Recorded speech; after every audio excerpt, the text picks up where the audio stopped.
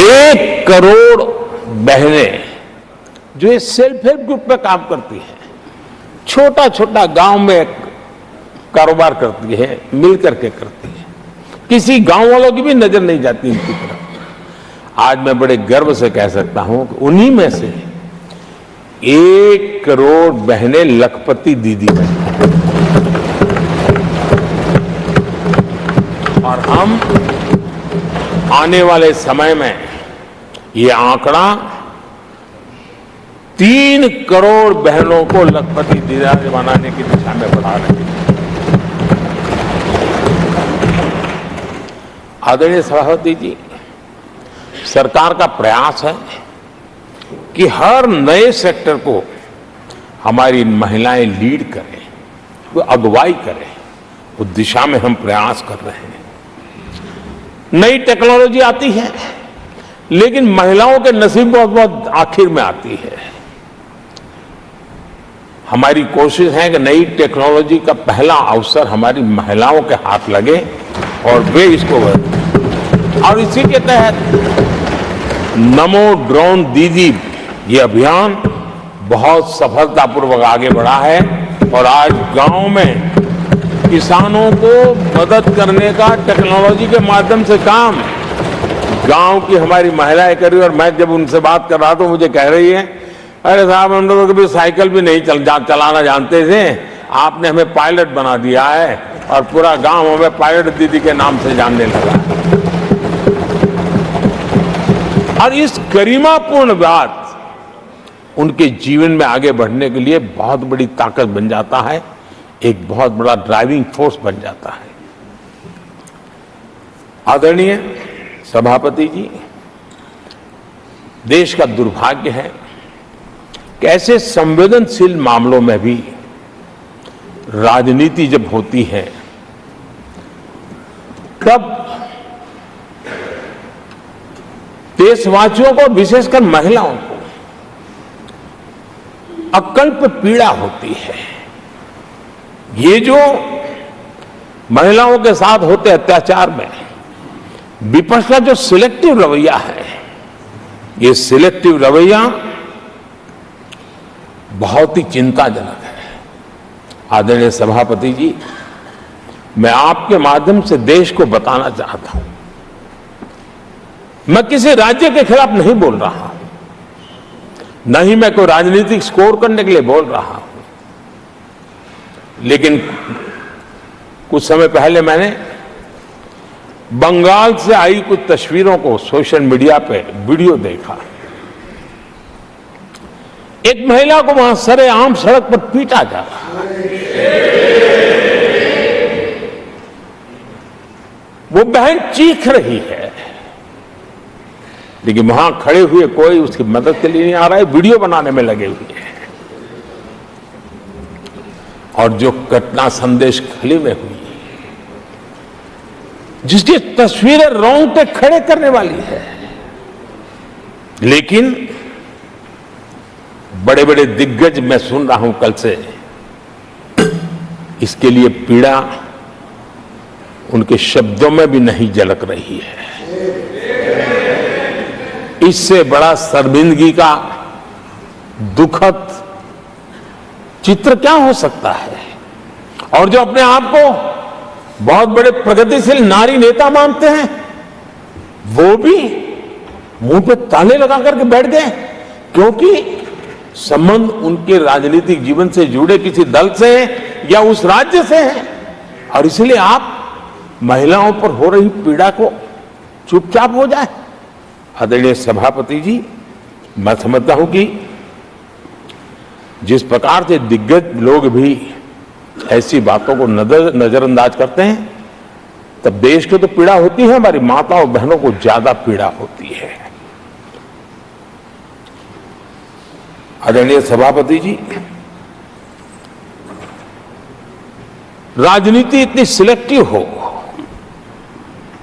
और जहां उनकी राजनीति को अनुकूल नहीं होता है तो इनको सांप सूंघ जाता है, ये बहुत चिंता का विषय है। आदरणीय सभापति जी,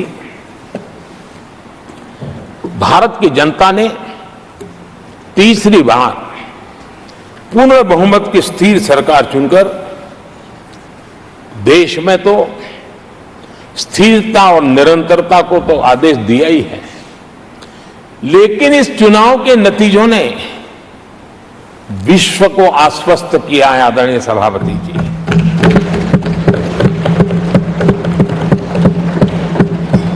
और इस नतीजों के कारण भारत विश्व भर के निवेशकों के लिए एक बहुत बड़ा आकर्षण का केंद्र बनकर के उभर रहा है। इफ्स और बट्स का समय पूरा हो चुका और भारत में विदेश का निवेश भारत के नौजवानों के लिए रोजगार के नए अवसर लेके आता है, भारत के युवाओं की टैलेंट को विश्व के मंच पर ले जाने का एक अवसर बन जाता है।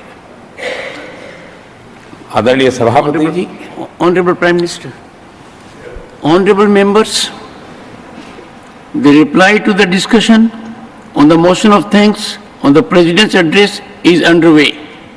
If the House agrees, the lunch hour may be dispensed with to conclude the discussion. Do I have the leave of the House to dispense with the lunch hour today? Honorable Prime Minister, आपने मुझे भी एक मौका दिया है जो मेरे से पहले एक चेयरमैन को ही मिला है, to listen to the prime minister in his third term replying to the president's address.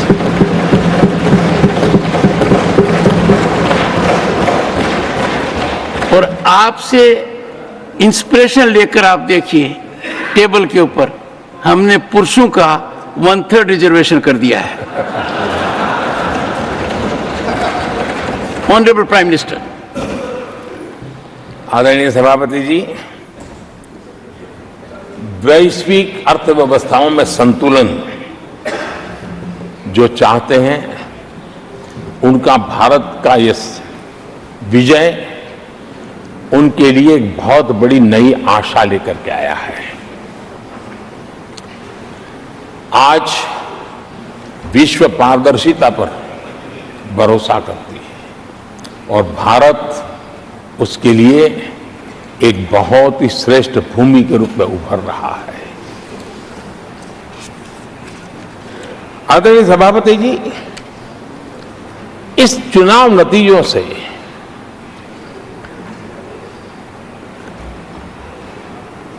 जो कैपिटल मार्केट है उसमें तो उछाल नजर आ ही रहा है, लेकिन दुनिया में भी बहुत बड़ा उमंग और आनंद का माहौल है।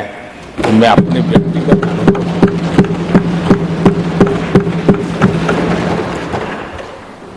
लेकिन इस बीच हमारे कांग्रेस के लोग भी खुशी में मगन है। मैं समझ नहीं पाता हूं कि ये खुशी का कारण क्या है, और इस पर कई सवाल है। क्या ये खुशी हार की हैट्रिक पर है? क्या ये खुशी नर्वस 90 के शिकार होने पर है? क्या ये खुशी एक और असफल लॉन्च की है? आदरणीय सभापति जी, मैं देख रहा था ये उत्साह उमंग से खड़गे जी भी बड़े नजर आ रहे थे, लेकिन शायद खड़गे जी ने उनकी पार्टी की बड़ी सेवा की है, क्योंकि जो ये पराजय का ठिकरा जिन पर फूटना चाहिए था उनको उन्होंने बचा लिया और खुद दीवार पर के खड़े हो गए।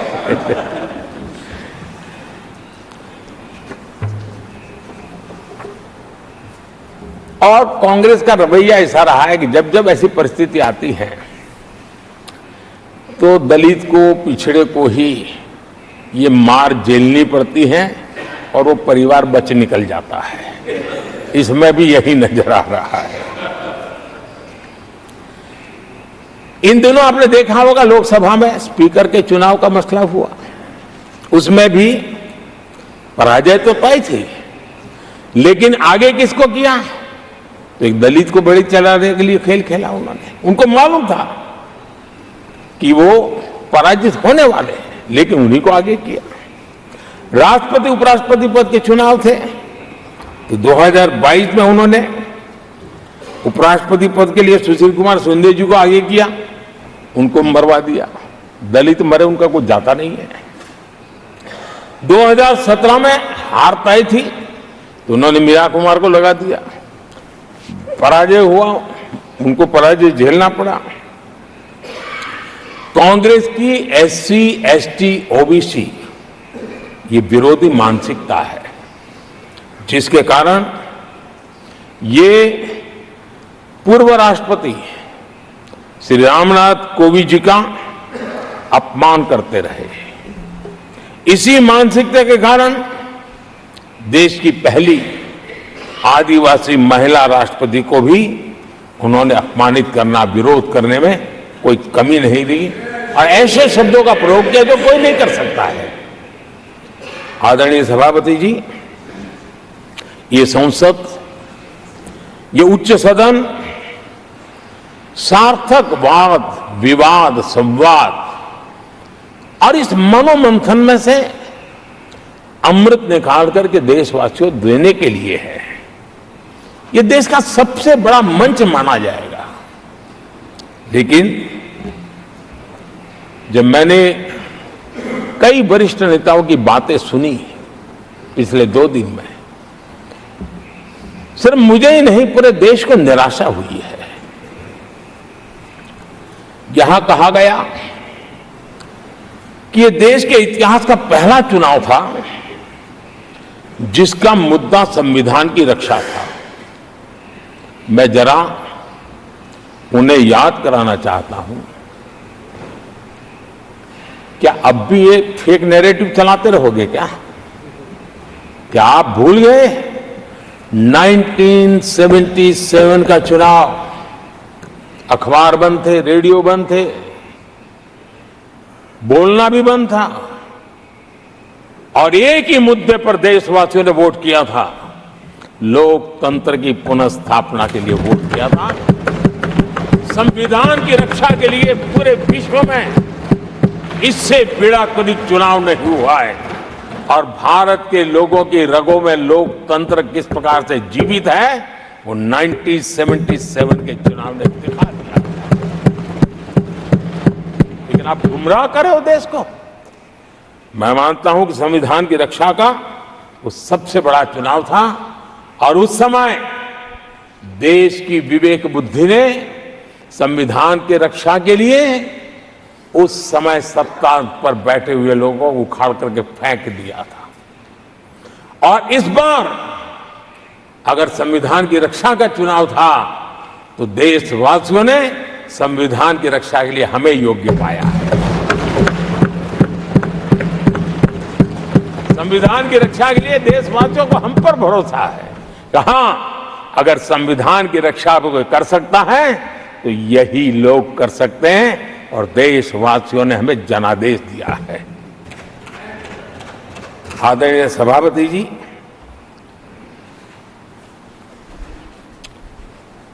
जब खड़गे जी ऐसी बातें बोलते हैं तो जरा पीड़ादायक लगता है, क्योंकि इमरजेंसी के दौरान संविधान पर जो जुल्म हुआ, जो बुलडोजर चलाया गया संविधान के ऊपर, लोकतंत्र की धज्जियां उड़ा दी गई, तब उसी दल के महत्वपूर्ण नेता के रूप में उनके साक्षी है, फिर भी सदन को गुमराह कर रहे हैं। आदरणीय सभापति जी, आपातकाल को मैंने बहुत निकट से देखा है। करोड़ों लोगों को कल्पना भार की यातनाएं दी गई है, उनका जीना मुश्किल कर दिया गया था, और जो संसद के अंदर होता था वो तो रिकॉर्ड पर है। भारत के संविधान की बातें करने वालों को मैं पूछता हूं, जब आपने लोकसभा को 7 साल चलाया था लोकसभा का कार्यकाल 5 साल है। वो कौन सा संविधान था जिसको लेकर के आपने 7 साल तक सत्ता की मौज ली और लोगों पर जुल्म करते रहे, और आप संविधान हमें सिखाते हो? आदरणीय सभापति जी,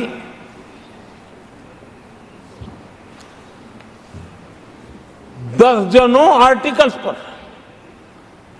यानी संविधान की आत्मा को छिन्न विच्छिन्न करने का पाप इन्हीं लोगों ने उस कालखंड में किया था। 38वां, 39वां और 42वां संविधान संशोधन, और उस संशोधन में यानी मिनी कॉन्स्टिट्यूशन, यानी मिनी कॉन्स्टिट्यूशन के रूप में कहा जाता था। ये सब क्या था? आपके मुंह में संविधान की रक्षा शब्द शोभा नहीं देता है। ये पाप कर करके आप बैठे हुए लोग हो। इमरजेंसी में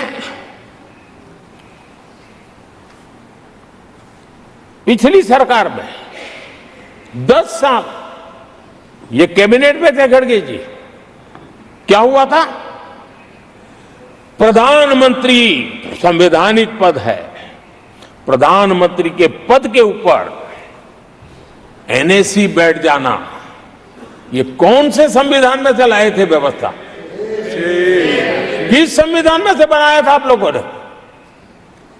आपने देश के प्रधानमंत्री पद की गरिमा को चकनाचूर कर दिया था, और रिमोट पायलट बनकर के आप उसके माथे पर बैठ गए थे। कौन सा संविधान आपको अनुमति देता है? आदरणीय सभापति जी, जरा ये बताएं हमको, वो कौन सा संविधान है जो एक सांसद को कैबिनेट के निर्णय को सार्वजनिक रूप से फाड़ देने का हक दे देता है? वो कौन सा संविधान था? किस हैसियत से बना गया था? आदरणीय सभापति जी, हमारे देश में लिखित रूप में प्रोटोकॉल की व्यवस्था है। राष्ट्रपति, उपराष्ट्रपति, प्रधानमंत्री, स्पीकर, सब कैसे कहां होते हैं? कोई मुझे बताएं कि संविधान की मर्यादाओं को तार तार करके प्रोटोकॉल में एक परिवार को प्राथमिकता कैसे दी जाती थी? कौन सा संविधान था? संवैधानिक पदों पर बैठे हुए लोगों बाद में, एक परिवार के लोग पहले। कौन सा संविधान की मर्यादा रखी थी आपने? और आज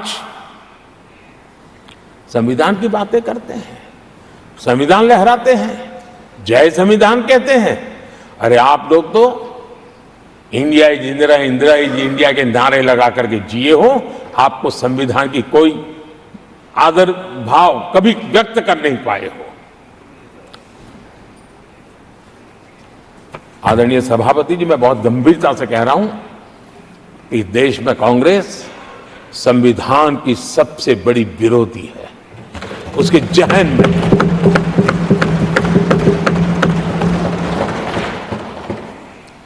आदरणीय सभापति जी, इस पूरी चर्चा के दरमियान उनको 200-500 साल की बातें करने का तो हक है, लेकिन इमरजेंसी की बात निकली तो वो तो बहुत पुराना हो गया। क्या आपके पाप पुराने हो जाते हैं तो खत्म हो जाते हैं क्या? आदरणीय सभापति जी, इस हाउस में कोशिश की गई संविधान की बात करना, लेकिन इमरजेंसी को कभी भी आने नहीं देना, ये चर्चा करने का अनुभव है। लेकिन ये देश,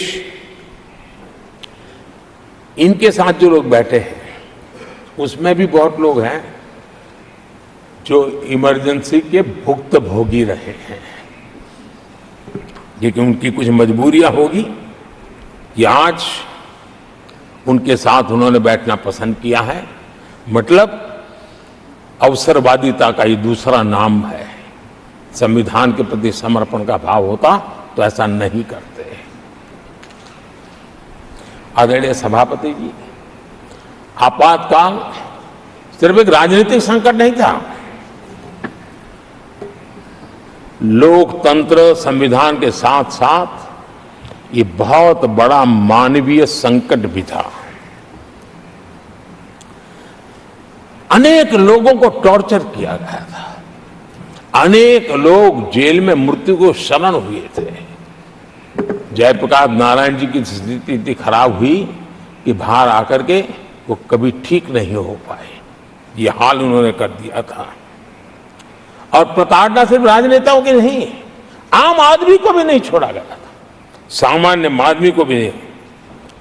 और इनका इतने सारे जुल्म, उसमें इनके लोग भी थे अंदर, उनके साथ भी ये जुल्म हुआ। लेकिन आज भूल आदरणीय सभापति, वो दिन ऐसे थे कि जो कुछ लोग घर से निकले कभी घर लौट करके वापिस नहीं आए और पता तक नहीं चला कि उनका शरीर कहाँ गया। यहां तक की घटनाएं घटी थी। आदरणीय सभापति जी, ये बहुत सी पार्टियां जो उनके साथ बैठी हैं, वो अल्पसंख्यकों की आवाज होने का जरा दावा करते हैं और बड़े ज्यादा चिल्ला करके बोलते हैं। क्या कोई मुजफ्फरनगर और तुर्कमान गेट, वहां अल्पसंख्यकों के साथ इमरजेंसी में क्या हुआ था, जरा याद करने की हिम्मत करते हैं क्या? बोलने की हिम्मत करते हैं क्या? आदरणीय सभापति जी, और ये कांग्रेस को क्लीन चिट दे रहे हैं। कैसे देश उनको माफ करेगा? ये शर्मनाक है कि ऐसी तानाशाही को भी आज सही कहने वाले लोग हाथ में संविधान की प्रत लेकर के अपने काले कारनामों को छुपाने की कोशिश कर रहे हैं।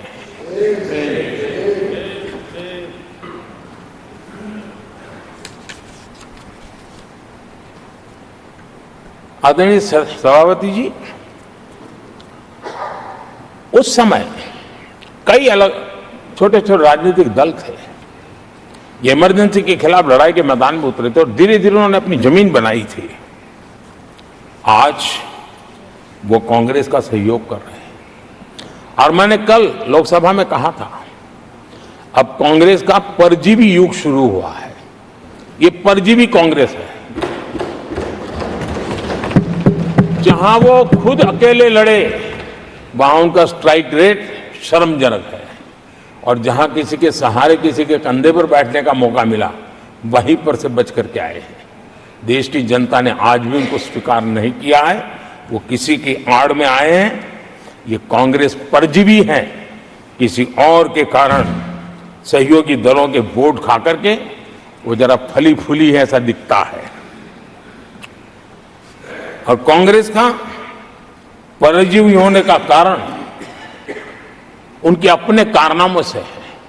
वो देश की जनता का विश्वास नहीं लेता है, वो जोड़ तोड़ करके बचने का रास्ता खोज रहे हैं।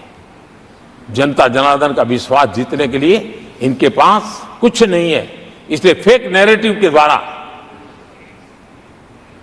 फेक वीडियो के द्वारा देश को भ्रमित करके, गुमराह करके अपने कारनामे करने की आदत है। आदरणीय सभापति जी, इस सदन में, ये उच्च सदन है, यहां विकास के विजन पर चर्चा होना स्वाभाविक अपेक्षित है। लेकिन भ्रष्टाचार के गंभीर आरोपों से घिरे लोग, ये कांग्रेस वाले भ्रष्टाचारी बचाओ आंदोलन चलाने लग गए हैं बेशर्मी के साथ। जिनको सजाएं मिली है भ्रष्टाचार में, इनके साथ तस्वीरें निकालने में उनको मजा आ रहा है। पहले ये लोग हमको पूछते थे, बातें तो बड़ी करते थे, भ्रष्टाचारियों पर कार्रवाई क्यों नहीं होती है? और जब भ्रष्टाचारी जेल जा रहे हैं तो हंगामा कर रहे हैं। क्या आप लोगों को जेल क्या भेज रहे हो? आदरणीय सभापति जी, यहां चर्चा के दौरान केंद्र की जांच एजेंसियों पर आरोप लगाए गए हैं। जांच एजेंसियों का ये सरकार दुरुपयोग कर रही है, ऐसा कहा गया है।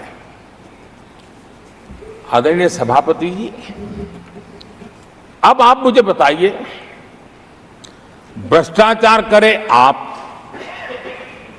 शराब घोटाला करे आप, बच्चों के क्लास के बनाने में घोटाला करे आप, पानी तक में घोटाला करे आप, आपकी शिकायत करे कांग्रेस, आपको कोर्ट में घसीट करके ले जाए कांग्रेस, और अब कार्रवाई हो तो गाली दे मोदी को।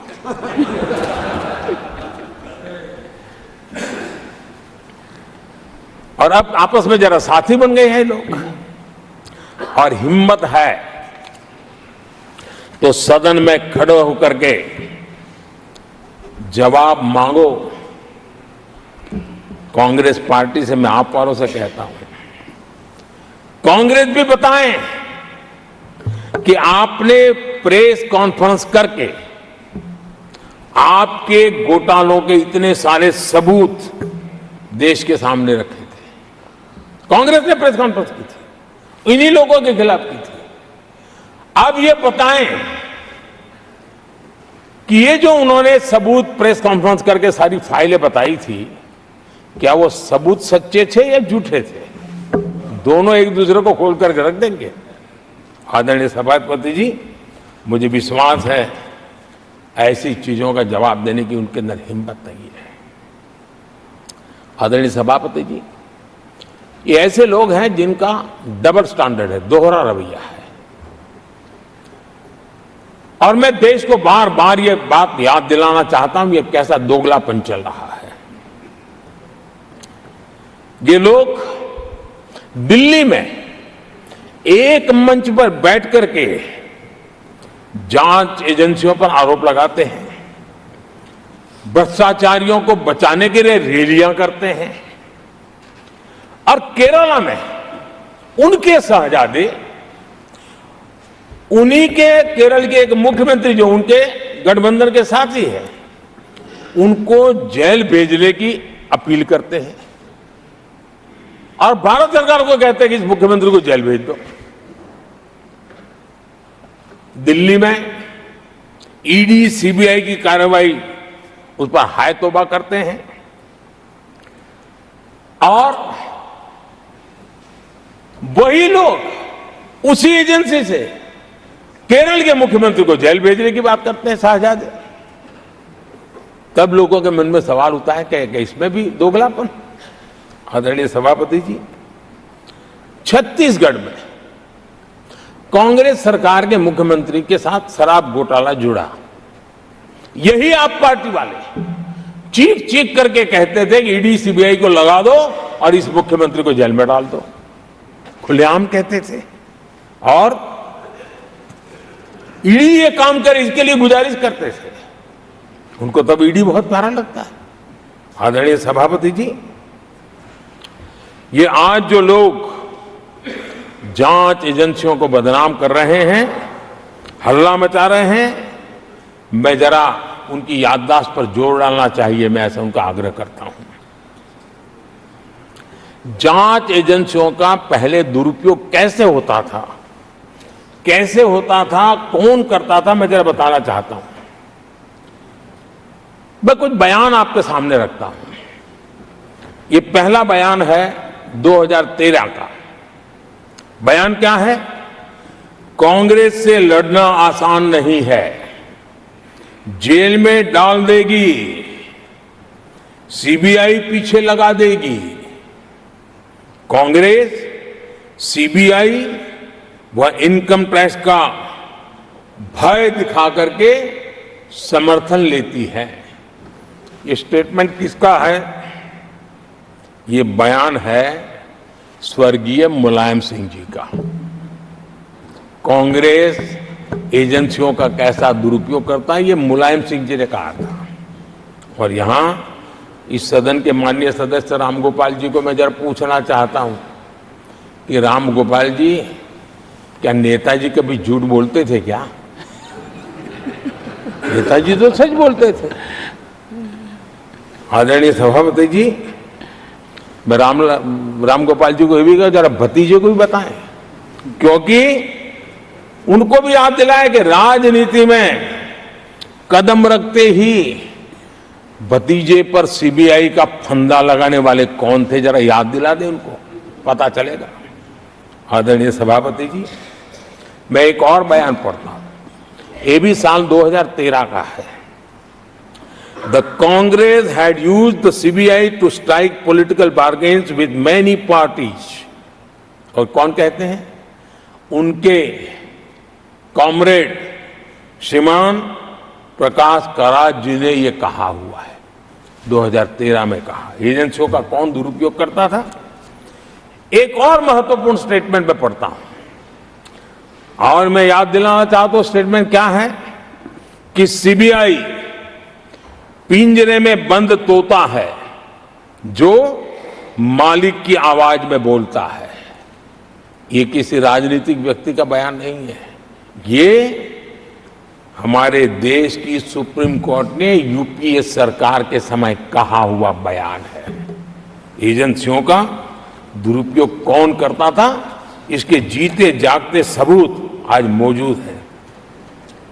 आदरणीय सभापति जी, भ्रष्टाचार के विरुद्ध लड़ाई ये मेरे लिए चुनाव हार जीत का तराजू नहीं है। मैं चुनाव हार जीत के लिए, भ्रष्टाचार के लिए खड़ी लड़ाई नहीं लड़ रहा हूं। ये मेरा मिशन है, ये मेरा कन्विक्शन है और मैं मानता हूं कि भ्रष्टाचार एक ऐसी दिमक है जिसने देश को खोखला कर दिया है। इस देश को भ्रष्टाचार से मुक्ति दिलाने के लिए, भ्रष्टाचार के प्रति सामान्य मानवी के मन में नफरत पैदा करने के लिए मैं जी जान से जुटा हुआ हूं और मैं इस पवित्र कार्य मानता हूं। 2014 में जब हमारी सरकार बनी तो हमने दो बड़ी बातें कही थी। एक, हमने कहा था मेरी सरकार गरीबों को समर्पित है, और दूसरा, भ्रष्टाचार पर, काले धन पर कड़ा प्रहार मेरी सरकार करेगी। ये मैंने 2014 में सार्वजनिक रूप से कहा था।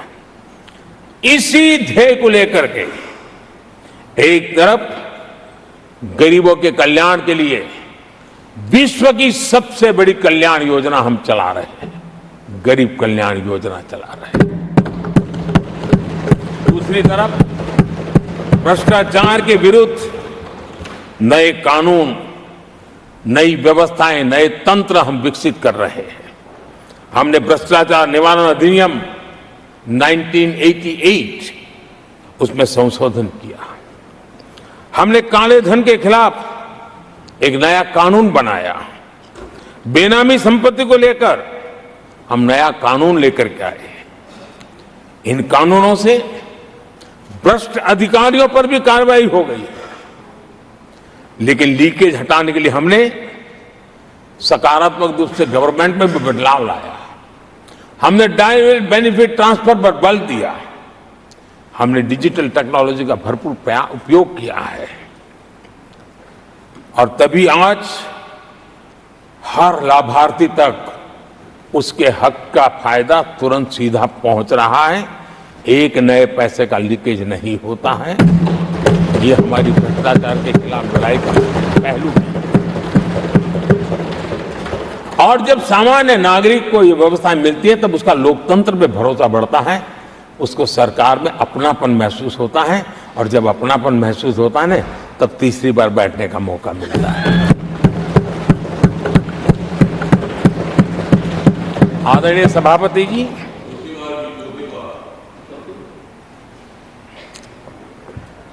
मैं निसंकोच रूप से कहना चाहता हूं, लाग लपेट नहीं रखता हूं, और मैं देशवासियों को भी कहना चाहता हूं कि मैंने एजेंसियों को भ्रष्टाचार और भ्रष्टाचारियों पर कड़ों से कठोर कार्रवाई करने के लिए खुली छूट दे के रखी है।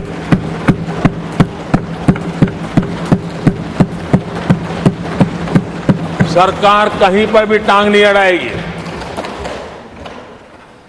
हां, वो ईमानदारी से काम करे, ईमानदारी के लिए काम करे, ये मेरी सूचना है।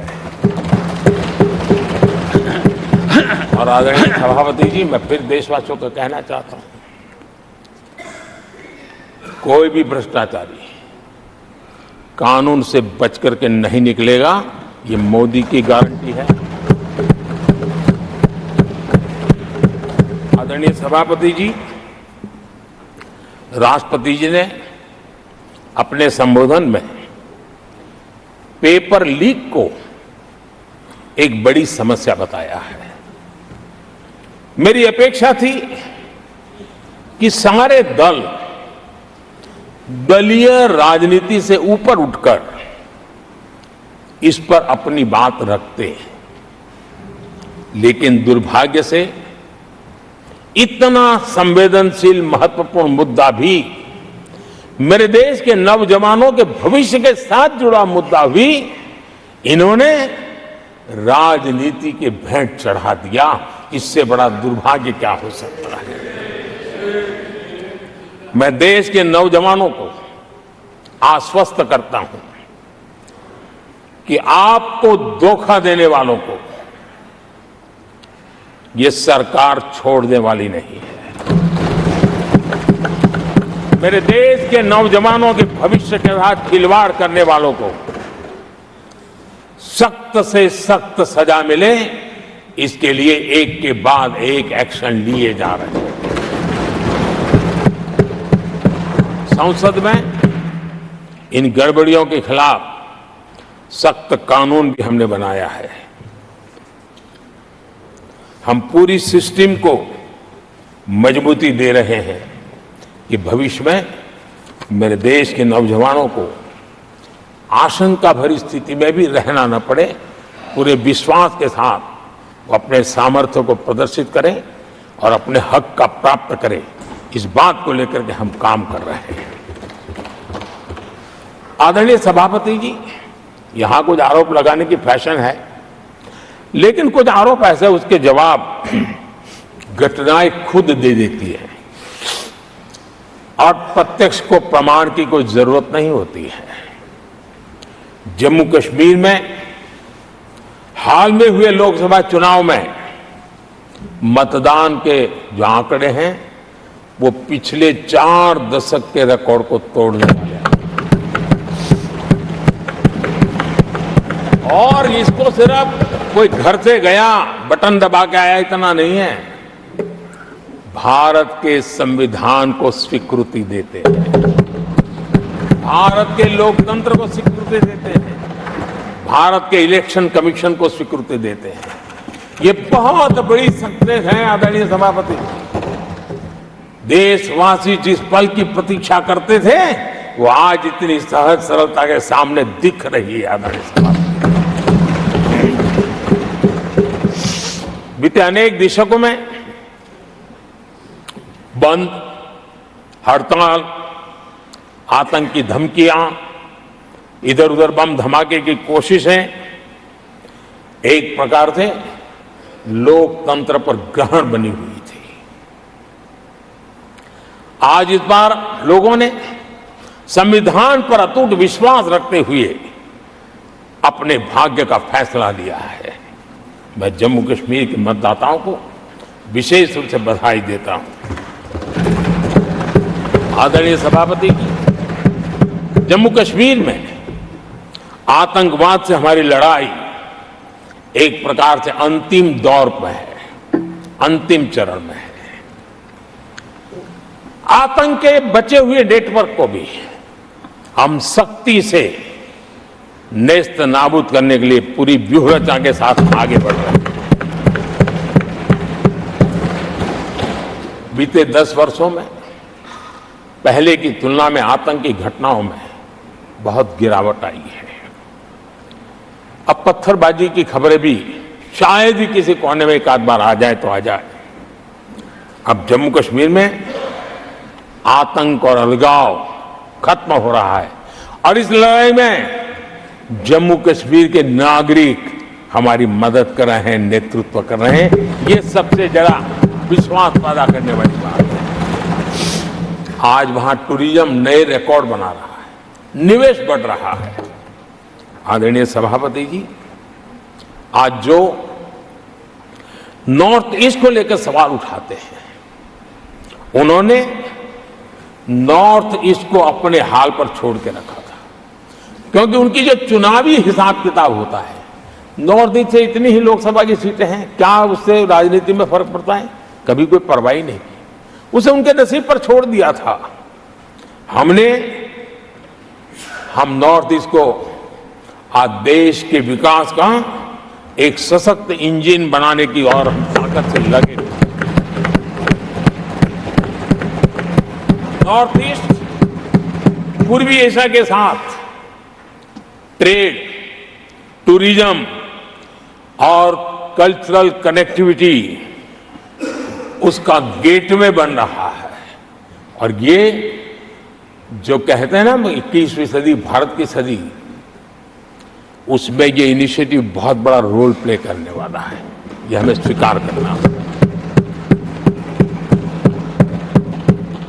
आदरणीय सभापति जी, हमने नॉर्थ ईस्ट में गत 5 वर्ष में जो काम किया है, और अगर पुराने कांग्रेस के हिसाब से साथ उसको अगर तुलना कर दी जाए, हमने जितना काम 5 साल में किया है, इतना अगर उनको करना होता ना तो कम से कम 20 साल लग जाते, एक पीढ़ी और चली जाती।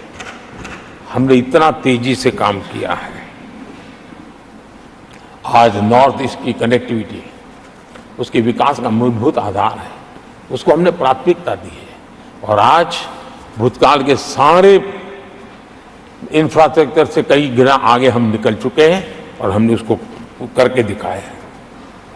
आदरणीय सभापति जी, नॉर्थ ईस्ट में स्थायी शांति के लिए 10 वर्षों में अनेक प्रयास किए गए हैं और निरंतर प्रयास किए गए हैं। बिना रुके, बिना थके, हर एक को विश्वास में लेते हुए में प्रयास किए गए हैं। और उसकी चर्चा कम हुई है देश में, लेकिन परिणाम बहुत ही आशा पैदा करने वाले निकले हैं। राज्यों के बीच सीमा विवाद संघर्षों को जन्म देता रहा है और आजादी से अब तक ये निरंतर चलता रहा है। हमने राज्यों को साथ बिठा करके सहमति के साथ जितने सीमा विवाद खत्म कर सकते हैं, एक के बाद एक अकॉर्ड करते करते जा रहे हैं। रिकॉर्डेड है, सहमति की रिकॉर्ड है। और उसके लिए जो सीमाओं में किसी को उधर जाना है, किसी को यहां आना है, कहीं रेखा यहां बनानी, कहीं रेखा वहां, वो सारे काम कर चुके हैं। आदरणीय सभापति जी, ये नॉर्थ ईस्ट की बहुत बड़ी सेवा है। हिंसा से जुड़े संगठन, जो हथियारबंद गिरोह थे, जो वहां लड़ाई लड़ते रहते थे, अंडरग्राउंड रह के लड़ाई लड़ते थे, हर व्यवस्था को चुनौती देते थे, हर काउंटर ग्रुप को चुनौती देते थे, खून खराबा होता रहता था। आज उनको साथ लेकर के स्थायी समझौते हो रहे हैं, शस्त्र सरेंडर हो रहे हैं। जो गंभीर गुनाह के अंदर हैं वो जेल जाने के लिए तैयार हो रहे हैं, अदालत को फेस करने के लिए तैयार हो रहे हैं। न्याय तंत्र के प्रति भरोसा बढ़ना, संविधान के प्रति भरोसा बढ़ना, भारत के लोकतंत्र के प्रति भरोसा बढ़ना, भारत के गवर्नमेंट की रचना पे भरोसा करना, ये इसमें से अनुभव होता है और आज हो रहा है। आदरणीय सभापति जी, मणिपुर के संबंध में मैंने पिछले सत्र में विस्तार से बात कही थी, लेकिन आज मैं फिर से एक बार दोहराना चाहता हूं। मणिपुर की स्थिति सामान्य करने के लिए सरकार निरंतर प्रयासरत है। वहां जो कुछ भी घटनाएं घटी, 11,000 से ज्यादा एफआईआर की गई है। मणिपुर छोटा सा राज्य है, 11,000 एफआईआर की गई है। 500 से ज्यादा लोग अरेस्ट हुए हैं। आदरणीय सभापति जी, इस बात को भी हमें स्वीकार करना होगा कि मणिपुर में लगातार हिंसा की घटनाएं कम होती जा रही है। इसका मतलब शांति का आशा रखना, शांति पे भरोसा करना संभव हो रहा है। आज मणिपुर के अधिकांश हिस्सों में आम दिनों की तरह स्कूल चल रहे हैं, कॉलेज चल रहे हैं, दफ्तर और दूसरे संस्थान खुले रहे हैं।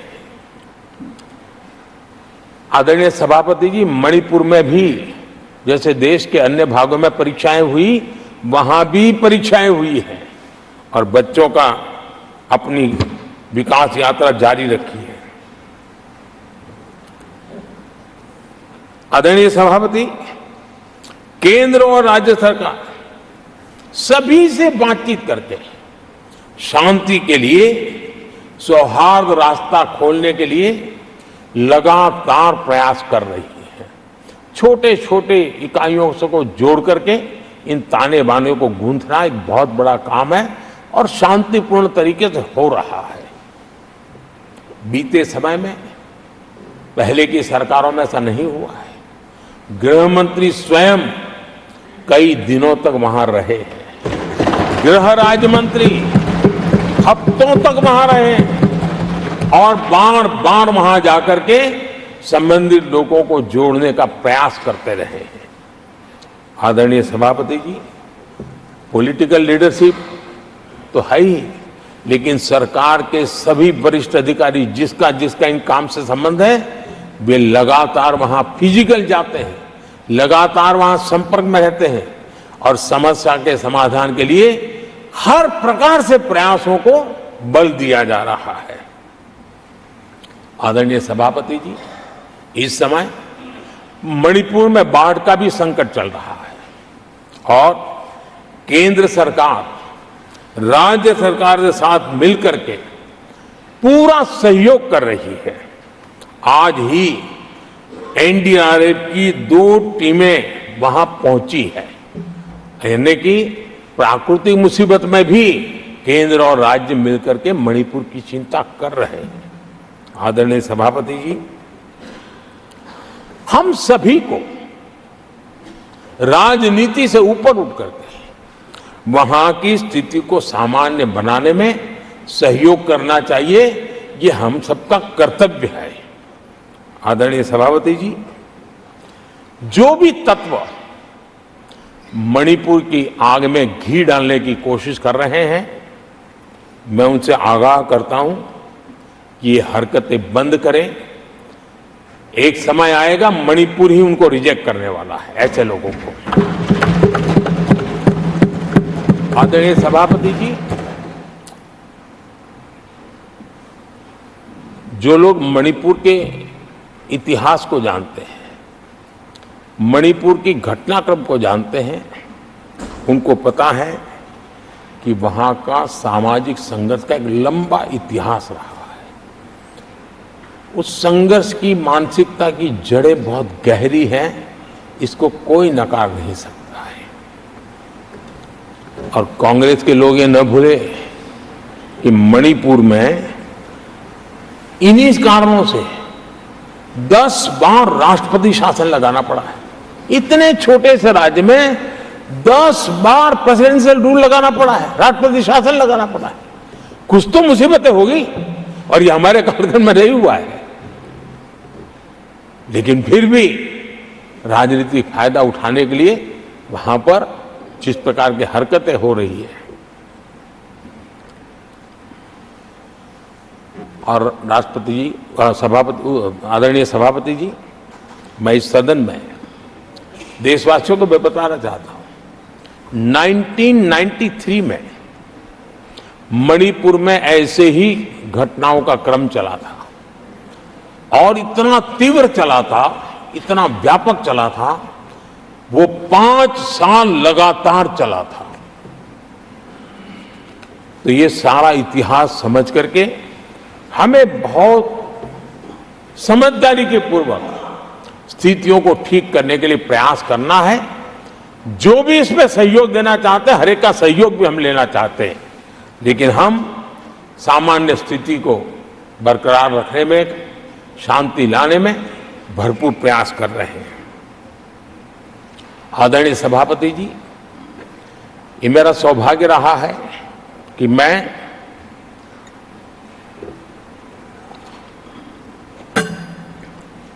प्रधानमंत्री प्रधान सेवक के रूप में यहां आया, उसके पहले लंबे अरसे तक मुझे मुख्यमंत्री के रूप में सेवा करने का अवसर मिला था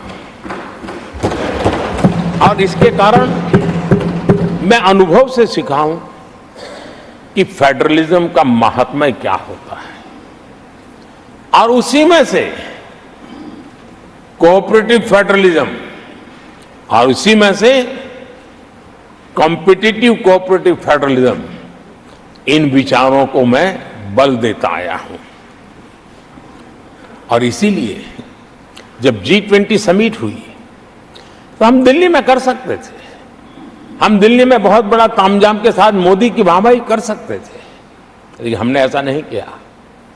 हमने हर देश के हर राज्य के अंदर अलग अलग कोने में G20 के महत्वपूर्ण कार्यक्रम किए, उस राज्य को ज्यादा से ज्यादा वैश्विक प्रतिष्ठा मिले इसके लिए प्रयास किया गया। उस राज्य का ब्रांडिंग हो, विश्व उस राज्य को जाने पहचाने, उसके सामर्थ्य को जाने और उसकी विकास यात्रा के लिए खुद भी अपना नसीब आजमाए, इस दिशा में हमने काम किया है।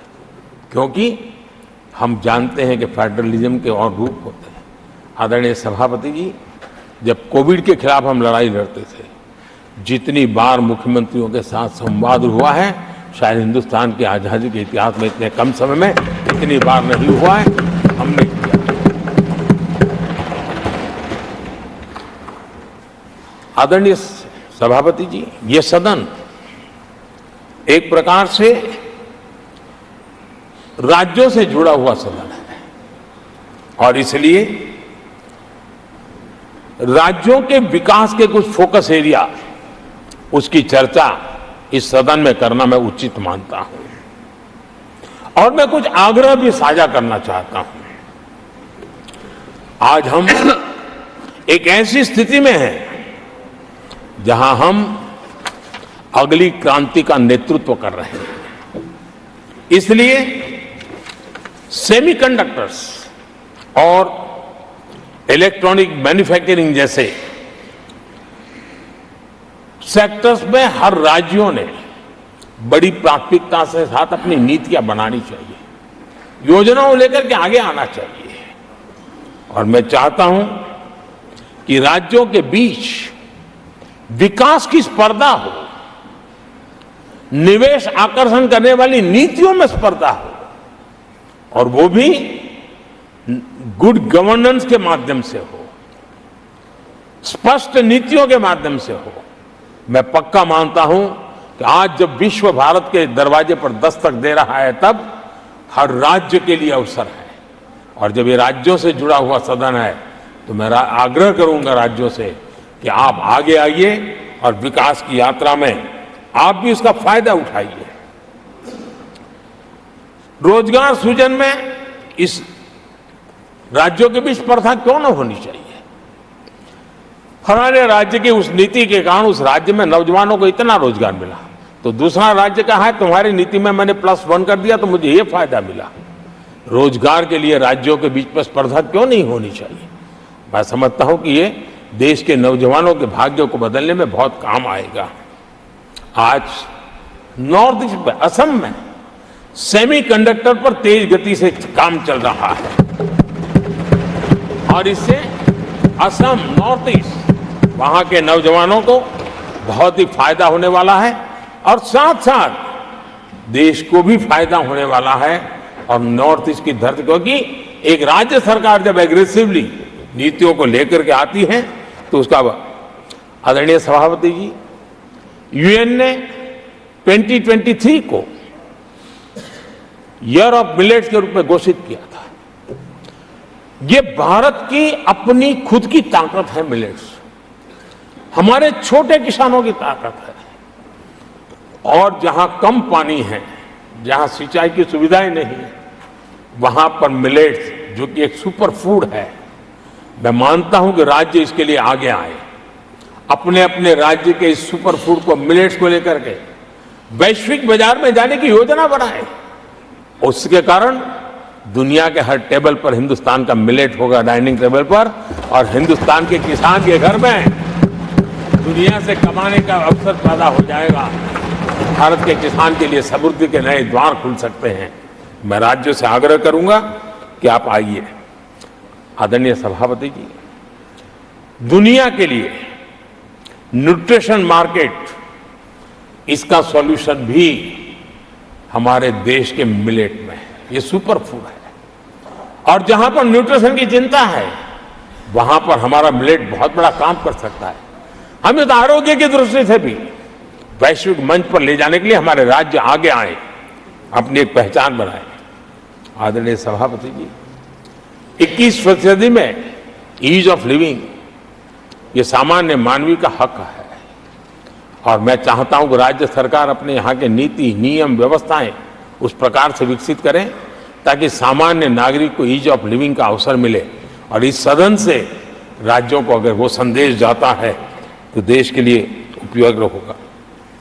आदरणीय सभापति जी, भ्रष्टाचार के खिलाफ जो हमारी लड़ाई है उसको हमें कई स्तरों पर नीचे ले जाना पड़ेगा और इसलिए चाहे पंचायत हो, नगरपालिका हो, महानगरपालिका हो, तहसील पंचायतें हो, जिला परिषद हो, ये सारी इकाइयों में एक ही मिशन के साथ भ्रष्टाचार से मुक्ति का राज्य अगर बीड़ा उठाएंगे तो हम बहुत तेजी से देश के सामान्य मानवी को जो भ्रष्टाचार से जूझना पड़ता है उससे मुक्ति दिला सकते हैं। आदरणीय सभापति जी, समय की मांग है कि हमारे यहाँ एफिशिएंसी अब होती है चलती है का जमाना चला गया है। 21वीं सदी में भारत को अगर भारत की सदी के रूप में अपने आप को प्रस्तावित करना है तो हमारे गवर्नेंस के मॉडल में, हमारे डिलीवरी के मॉडल में, हमारे निर्णय प्रक्रिया के मॉडल में एफिशिएंसी बहुत अनिवार्य है। मैं आशा करता हूं कि सर्विस की स्पीड बढ़ाने में, निर्णयों की स्पीड बढ़ाने में एफिशिएंसी की दिशा में काम होगा और जब इस प्रकार से काम होते हैं तो ट्रांसपेरेंसी भी आती है, इफ्स एंड बर्ड्स भी नहीं रहते हैं और सामान्य मानवीय के हकों की रक्षा भी होती है और ईज ऑफ लिविंग इसका एहसास हर नागरिक कर सकता है। आदरणीय सभापति जी, मेरा एक कन्विक्शन है और मैं मानता हूं कि आज समय की मांग है हमारे देश के नागरिकों के जीवन से सरकार की दखल जितनी कम हो उस दिशा में हमने प्रयास करना चाहिए। रोजमर्रा की जिंदगी में सरकार सरकार सरकार, अब हम उस दिशा में जा रहे हैं। तब हां, जिनको सरकार की जरूरत है, जिनके जीवन में सरकार की उपयोगिता आवश्यकता है, उनके जीवन में सरकार का अभाव नहीं होना चाहिए। लेकिन जो अपने बलबूते पर जीवन को आगे बढ़ाना चाहते हैं, सरकार का प्रभाव उनके रोकने का प्रयास न करें और इसलिए सरकार की दखल जितनी कम हो वैसी समाज और सरकार की व्यवस्थाओं को विकसित करने के लिए मैं राज्यों से आग्रह करता हूं कि आप आगे आइए। आदरणीय सभापति जी, क्लाइमेट चेंज के कारण प्राकृतिक आपदाओं की स्थिति बढ़ती जा रही है और वो किसी को एक कोने में करने वाला काम नहीं होता है। हमने सामूहिक रूप से मिलकर के काम करना होगा। राज्यों ने अपने सामर्थ्य बढ़ाना होगा ताकि प्राकृतिक आपदाओं को हम पूरा, पीने के पानी की व्यवस्था वो भी उतना ही महत्व देना होगा, सामान्य मानवी को आरोग्य की सेवा वो भी उतना ही महत्व देना होगा। और मैं मानता हूं कि हमारे राज्यों में राजनीतिक इच्छा शक्ति के साथ इन मूलभूत कामों की दिशा में हमारे राज्य जरूर जुड़ेंगे। आदरणीय सभापति जी, ये दशक और ये सदी भारत की सदी है, लेकिन भूतकाल हमें कहता है कि अवसर तो पहले भी आए थे, लेकिन हम अपने ही कारणों से अपने अवसरों को खो चुके थे। अब हमें अवसर खोने की गलती नहीं करनी है। हमें अवसरों को ढूंढना है, हमें अवसरों को जकड़ना है और अवसरों के सहारे हमें अपने संकल्पों को सिद्ध करना है, उस दिशा में जाने का। इससे बड़ा कोई समय नहीं हो सकता है जो समय आज भारत के पास है, 140 करोड़ देशवासियों के पास है। विश्व के सबसे युवा आबादी वाले देश के पास है। और इसको जो देश हमारे साथ आजाद हुए थे वो हमसे आगे निकल चुके हैं, बहुत तेजी से आगे निकल चुके हैं। हम नहीं पहुंच पाए। हमें इस स्थिति को बदलना है और इस संकल्प को लेकर के हमें जिन देशों ने 80 के दशक में रिफॉर्म्स किए, वे आज बहुत तेजी से एक विकसित देश के रूप में खड़े हो गए हैं। हमें रिफॉर्म्स को बुरा मानने की जरूरत नहीं है, रिफॉर्म से कतराने की जरूरत नहीं है। और रिफॉर्म करते हैं तो खुद की सत्ता चली जाएगी, ऐसे भयभीत रहने की जरूरत नहीं है। सत्ता को हथियार रखने की कोई आवश्यकता नहीं है। जितनी भागीदारी बढ़ेगी, जितने निर्णय की शक्ति सामान्य मानवी के हाथ जाएगी, मैं समझता हूं हम भी, भले हम शायद लेट हुए हो, लेकिन हम उस आकांक्षाओं को पूर्ण करने में उस गति को प्राप्त कर सकते हैं और हम अपने संकल्पों की सिद्धि कर सकते हैं। आदरणीय सभापति जी, विकसित भारत का मिशन ये किसी व्यक्ति का मिशन नहीं है, 140 करोड़ देशवासियों का है। किसी एक सरकार का मिशन नहीं है, देश की सभी सरकारी इकाइयों का मिशन है। और हम एक सूत्र में, एक संकल्प के साथ मिलकर के चलेंगे तो हम इन सपनों को साकार कर पाएंगे, ऐसा हमारा पक्का विश्वास है। आदरणीय सभापति जी, मैं विश्व मंच पर जाता हूं, विश्व के अनेक लोगों से मिलता रहता हूं और मैं आज अनुभव कर रहा हूं कि पूरा विश्व निवेश के लिए तैयार है और भारत उनकी पहली पसंद है। हमारे राज्यों में निवेश आने वाला, उसका पहला द्वार तो राज्य ही होता है। अगर राज्य जितना ज्यादा इस अवसर को जुटाएंगे, मैं इसको मानता हूं उस राज्य का भी विकास होगा। आदरणीय सभापति जी, जिन जिन बातों को हमारे माननीय सदस्यों ने उठाया था, उन सबको संकलित रूप में जानकारी देने का मैंने प्रयास किया है। और आदरणीय राष्ट्रपति महोदय ने जो अभिभाषण दिया, जो हमारे लिए दिशा निर्देश दिए हैं और देश के सामान्य मानवी के अंदर जो उन्होंने विश्वास पैदा किया है, इसके लिए मेरी तरफ से भी और इस सदन की तरफ से भी मैं राष्ट्रपति जी का हृदय से बहुत बहुत आभार व्यक्त करते हुए मेरी वाणी को विराम देता हूं। बहुत बहुत धन्यवाद। आप सुन रहे थे, ये जवाब 2.0 था प्रधानमंत्री नरेंद्र मोदी का। बीते रोज विपक्ष के सवालों का जवाब तो उन्होंने दिया ही। ये प्रधानमंत्री नरेंद्र मोदी राष्ट्रपति के धन्यवाद प्रस्ताव पर चर्चा के बाद अपना जवाब पूरा कर रहे थे और कल से लेकर आज तक उनका जो भाषण है, अगर उसके समय की गणना की जाए तो एक लंबा समय यह हुआ। The question is that an address be presented to the President in the following terms: that the members of the Rajya Sabha assembled in this session are deeply grateful to the President for the address which he has been pleased to deliver to both houses of Parliament assembled together on June 27, 2024. Those in favor will please say aye. Those against will please say no. I think के 75वें वर्ष में हम प्रवेश कर रहे हैं। इस सदन के लिए भी ये पड़ाव विशेष है क्योंकि इसे भी 75 साल हुए हैं और इसलिए एक सुभग संयोग है। आदरणीय सभापति जी, मेरे जैसे बहुत लोग हैं इस देश के सार्वजनिक जीवन में जिनके परिवार में कोई गांव का सरपंच भी नहीं रहा है, गांव का प्रधान भी नहीं रहा है, राजनीति से कोई सरोकार नहीं रहा है, लेकिन आज अनेक महत्वपूर्ण पदों पर पहुंच करके